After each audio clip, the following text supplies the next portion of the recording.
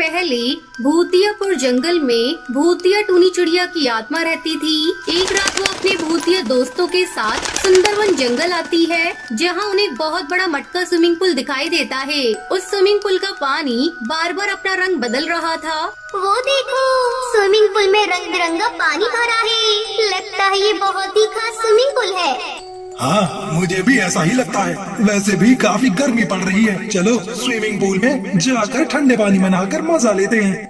फिर वो सभी भूतिया दोस्त स्विमिंग पूल में उतरकर नहाने लगते हैं। यहाँ का पानी तो सच में बहुत ठंडा है।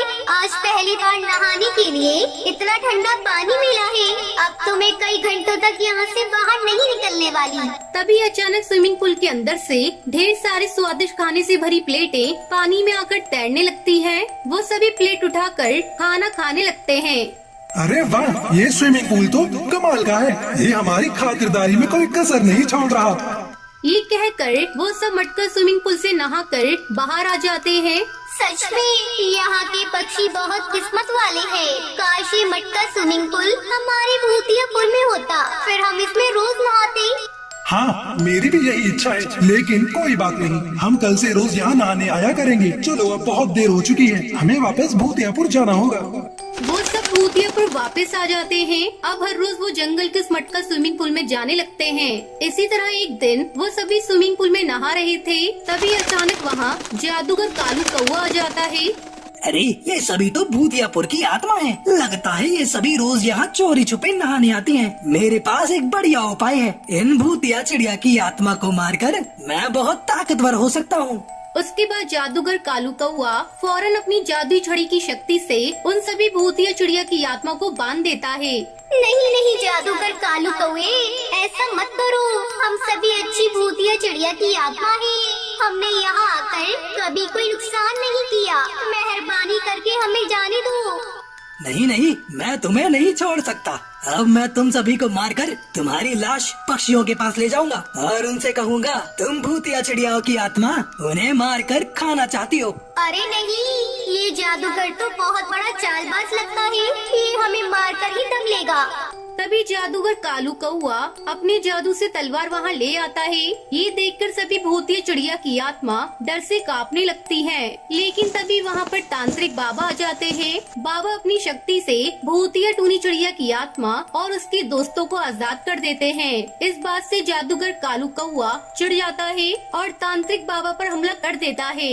लेकिन बाबा अपनी शक्तियों से जादूगर कालू कौवे को करंट लगा देते हैं। छोड़ दे मुझे, छोड़ दे। अरे कोई बचाओ मुझे।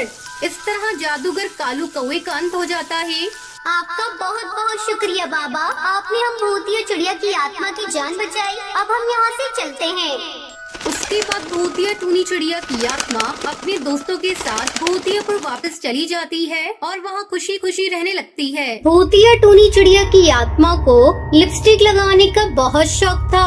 वो पक्षियों की चोंच को काट कर उनसे अपनी लिपस्टिक तैयार करती थी। वो हमेशा पक्षियों को पकड़ने के लिए तरह तरह की चालबाजी का सहारा लेती थी।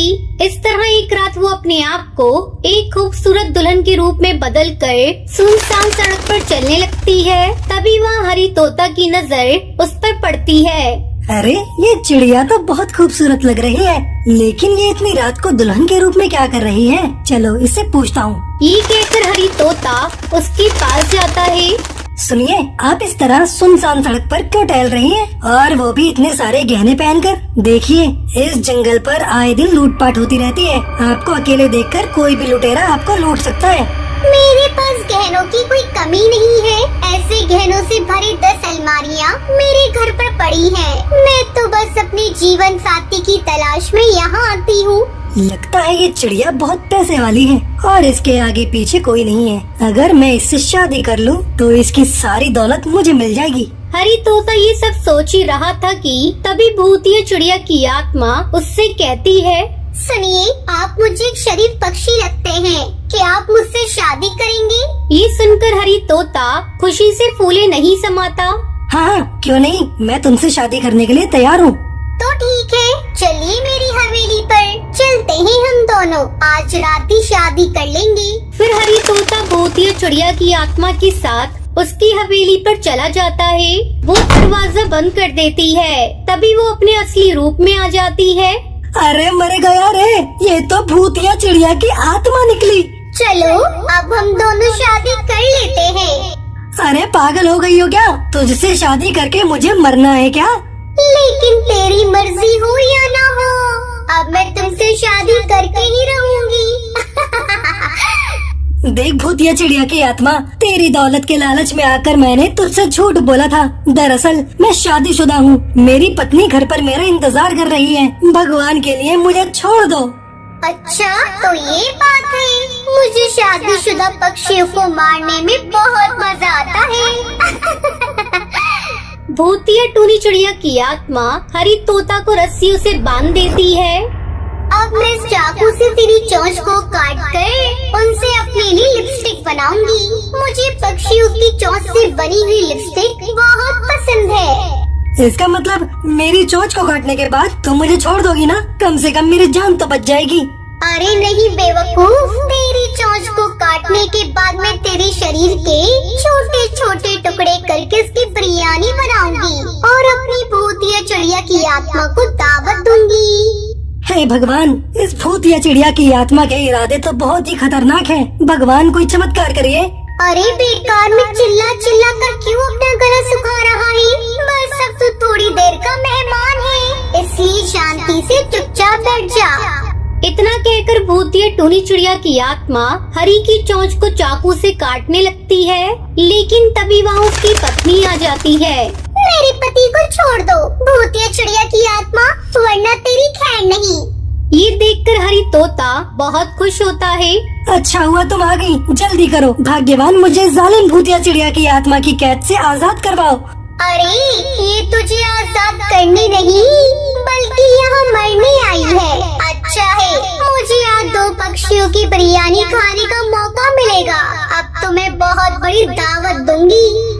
भूतिया टूनी चिड़िया की आत्मा टुनटुनी को पकड़ने जाती है। तभी वो अपने पर्स से चाकू निकाल लेती है। अरे भाग्यवान, ये सब्जी काटने की चाकू से तुम इस भूतिया चिड़िया की आत्मा का कुछ नहीं बिगाड़ सकती। ये सब्जी काटने का चाकू नहीं बल्कि भूतिया चिड़िया की आत्मा को मारने के लिए मंत्रों से तैयार किया गया चांदी का चाकू है। मेरी माँ ने मुझे बचपन में दिया था, मैं इसे अपने पर्स में रखती हूँ। ये सुनकर भूतिया टूनी चिड़िया की आत्मा डर जाती है। अरे बाप रे, चांदी का चाकू! अरे कोई मुझे बचाओ! भूतिया टूनी चिड़िया की आत्मा वहाँ से भागने लगती है। लेकिन तभी टुनटुनी भूतिया चिड़िया की आत्मा को उस चाकू से मार देती है। वो तड़पते हुए मर जाती है। इस तरह हरी की बहादुर पत्नी सही समय पर आकर उसकी जान बचा लेती है। उसके बाद हरी तोता अपनी पत्नी से माफी मांग लेता है और